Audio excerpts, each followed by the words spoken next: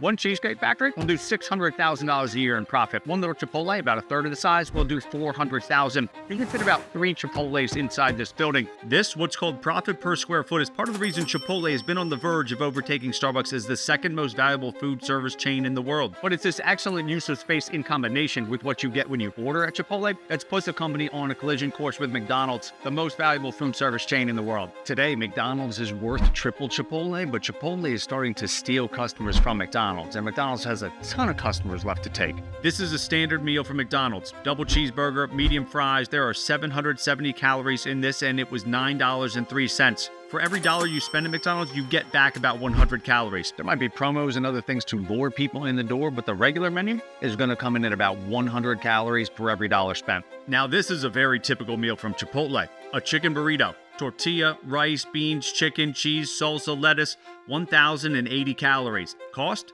$10.85, about 100 calories per dollar. But just an eyeball test and you can see the calories in this burrito are much higher quality than McDonald's. There's fiber, real protein. Like, I can see the chicken cooking right over there. It's real. Vitamins, minerals. It's kind of crazy that you can get this quality of meal for the same price as McDonald's, which is why people in small towns love it when Chipotle comes to their town, and why Chipotle is focused on putting itself in those towns. There are 3,800 Chipotle locations in the U.S. right now. The first 2,500 stores that opened were mostly in densely populated areas or strategically located in major shopping centers. For every 100 stores open in those days, only about 15 would be in areas with a population under 20,000. Today, of the last 100 stores open, 39 were in an area with a population under 20,000. And of the last 1,000 stores opened, 283. Like this Chipotle in Waycross, Georgia. Population, 13,942. Fairly isolated, a lot of empty land around it. It has what you think of in a small town. A few local restaurants, the Chinese food place, a bunch of fast food, and then maybe an Applebee's. For decades, the food options in small town America haven't changed, especially the quick food options. So when Chipotle shows up, people are legitimately excited. You wouldn't think this is the type of area for fast casual like Chipotle. They want high volume foot traffic, right? Well, it turns out what's at least as valuable as foot traffic is a population that wants anything but what they currently have. Chipotle is now aggressively expanding into these areas because, as the COO of Chipotle has stated and financial performance has shown, it's working. Well, fresh food gets the people going. And mastering that fresh, unfrozen food that contains a lot of produce is the secret ingredient in how Chipotle is able to do it. You can't just set up shop in Waycross and expect to have fresh, organic meat and produce available. McDonald's has huge frozen distribution centers run by outside companies that take in frozen food from all over the country and then distribute it to the nearly 1,000 McDonald's locations for them to reheat.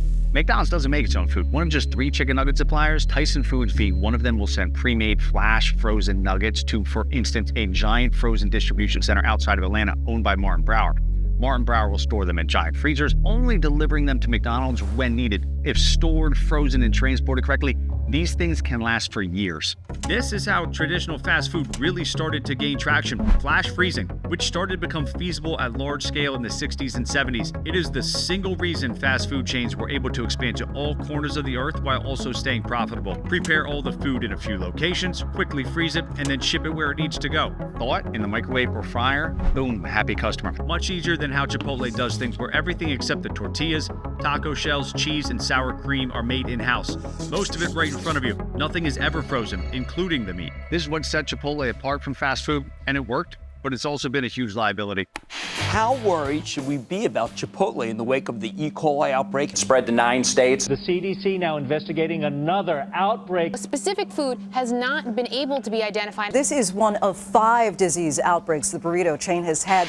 The company lost 2/3 of its value over the 3 years those outbreaks occurred. Unlike McDonald's, which has just 3 chicken nugget suppliers where the process is almost completely automated, few human hands actually touch the nuggets with flash freezing at the end. Hundreds of local suppliers sending fresh food ingredients to thousands of different restaurants where thousands of employees would prepare and serve it adds an enormous amount of opportunity for hands to not be washed, storage temperature to be wrong, raw food to contact cooked food. Figuring out how to prevent that, how to work with thousands of local suppliers, saying, listen, this is what must be done to keep people from getting sick. Staff training has absolutely helped, but the big leap they've made ahead of other restaurant companies, what they had to become competent in, was tracking their supply chain. RFID tags get stuck to every box or crate of everything that goes to a Chipotle location. Each one throws off a radio frequency that contains data about what's in the box. All anyone has to do is be near it, and a device automatically picks up the data it sends out. Stuck on each box at the farm, automatically scanned by the driver that picks it up, at the distribution center it's taken to, again when it's moved out of the distribution center, then when it gets to the restaurant, all without any employee having to do anything.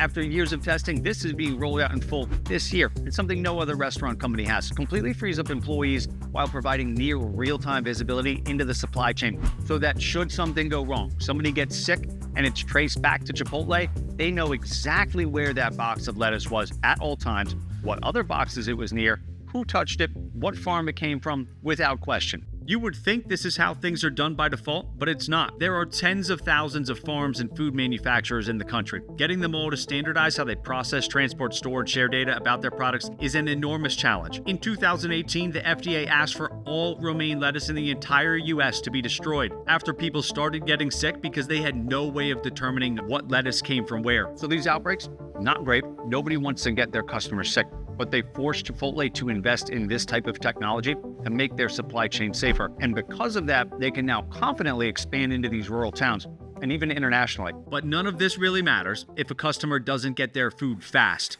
You can easily cook at home and get 100 calories per dollar. The point of eating out at a fast food or fast casual restaurant, you want your food quickly. Chipotle has made some obvious signals they intend to fulfill that wish by stating things like aiming for the make line, that's this, where they make your burrito, to complete one entree every 40 seconds during peak rush times, lunch and dinner. Inside of McDonald's, the order begins when you either start telling it to the person at the counter or tapping on the big order touchscreen. The order is taken in, payment is made, passed to the back, made, brought out. This data is not available publicly, so I went out and collected it myself, spending hours in both McDonald's and Chipotle during the busy lunch rush hours. On average, this process takes 4 minutes and 46 seconds at McDonald's. The longest order in our sample was over 11 minutes. At Chipotle, the order begins when you begin telling it to the person that will be making your food. The order is said, and then this is where things become distinctly different from McDonald's. As the order is said, your food starts being made. It doesn't wait for you to finish the whole order and pay. Your food is slid along the line, you pay, done. On average, the ordering process at Chipotle takes 1 minute and 45 seconds. And with the way Chipotle manages the make line, bringing more staff to it when people are waiting, if there are less than 10 people in line, you're likely to get your food faster than if you went into McDonald's and there was no line at all. But if you didn't want to go inside, Chipotle has put a huge emphasis on its Chipotlanes. Of the 128 stores open last quarter, 110 of them have Chipotlanes. 25% of Chipotles will have a drive-through window by the end of the year. This is the big signal that Chipotle wants to be thought of as fast food. Drive-thrus are so important to fast food, accounting for about 70% of all sales, that there are entire companies dedicated just to measuring the metrics of drive-thrus for all the fast food companies. Across the major fast food restaurants, the average total time from the point at which a car arrives at the drive-thru line to being handed the order is 6 minutes and 12 seconds. McDonald's is 6 minutes and 51 seconds. Technically, the average wait time in a Chipotlane is 30 seconds, but that's because you can't order in a Chipotlane. It's pickup only, and this is by design, so that it is only 30 seconds for you to get your food. You don't have to wait for people ahead to order before you can grab your pickup order. This isn't something available at McDonald's, but we can all probably agree that to be thought of as true drive-through, you shouldn't have to think about ordering ahead, making this a bit of an apples to oranges comparison. So pros and cons to both, but Chipotlanes are a huge boost for delivery orders because drivers don't have to go inside. Store sales go up 10 to 15% if there's a Chipotlane. Price check, totally competitive. Long list of places to expand to, and a serious and innovative supply chain to back up that expansion. Chipotle is starting to compete with fast food in a way that this country has never seen before, and they're just getting started.